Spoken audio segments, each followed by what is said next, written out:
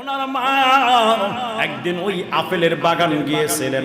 যেই আপেলের বাগানে ওনার আব্বাজান গেলেন, আপেলের বাগান গিয়ে ওনার মা একটা আপেল ছিঁড়ার জন্য হাত বাড়াইলেন, কিন্তু পেটের মধ্যে ব্যথা শুরু হয়ে যায়, আর ছিঁড়তে পারে না।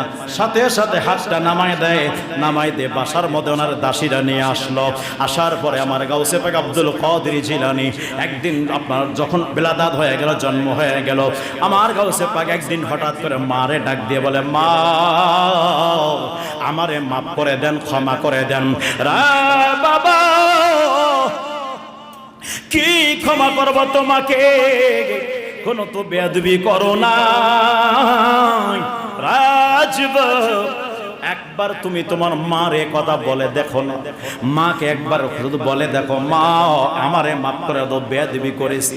মায়ের মনটা এত নরম, মায়ের মনে হচ্ছে আপনার ওই কথা যাওয়া মাত্রই চোখ থেকে পানি ছেড়ে দিয়ে বলে, বাবা রে, কখনো কোনো মা সন্তানের প্রতি রাগ করে থাকতে পারে না, তার মানে বুঝে নিবে তুমি কষ্ট দিয়েছো। আরে আসলে কষ্ট দিয়েছি, মাকে কত লাথি মারলাম, পেটের মধ্যে যখন ছিলাম মা শুইতে পারে না, বসতে পারে না। এই জন্য রে যুবক, মাকে কষ্ট দিবা না। মারে যদি কষ্ট দাও, আল্লাহ এবং আল্লাহর রাসূলকে রাজি করতে পারবে না।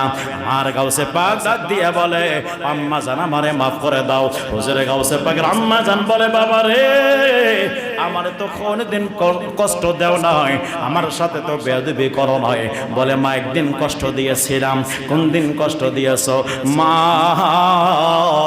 যখন তুমি নানা জানের বাগানের মধ্যে গিয়েছিলা আপেল ছিঁড়ার জন্য, ওই সময় মা তোমার হাতটা যখন বাড়াইলা, হঠাৎ করে পেটের মধ্যে ব্যথা হয়ে যায়। মা ওই ব্যথাটা এমনি এমনি হয় নাই, আমি আব্দুল কাদের জিলানী আমার হাত দ্বারা আপনার বুড়িকে চাপ দিয়ে ধরেছিলাম, নারীগুলোকে চাপ দিয়ে ধরেছিলাম, এই জন্য ব্যথা হয়েছিল। কিন্তু মা আপনি কি জানেন আমি ওই ব্যথাটা কেন দিয়েছি? আমি এই জন্য দিয়েছি রে মা, আপনার চোখ দ্বারা আপনি আপেল দেখেছেন। আমি আব্দুল কাদের জিলানী আপনার পেটের ভিতরে থেকে ওই আপেলের উপরে একটা বিষাক্ত সাপ বসে আছে, আমি ওই সাপের সবল থেকে আপনারে বাঁচাইছি। ও আমার মা, এই জন্য বলছি মাফ করে দেন।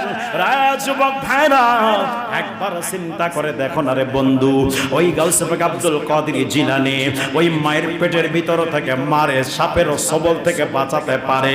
আল্লাহ যদি ওনারে ওই বয়সে এত ক্ষমতা দেন, তাহলে গাউসে পাক আব্দুল কাদের জিলানী নিজের রওজা মোবারক থেকে, মাজার মোবারক থেকে ভক্তবৃন্দকে দেখার ক্ষমতা আছে কি আছে না?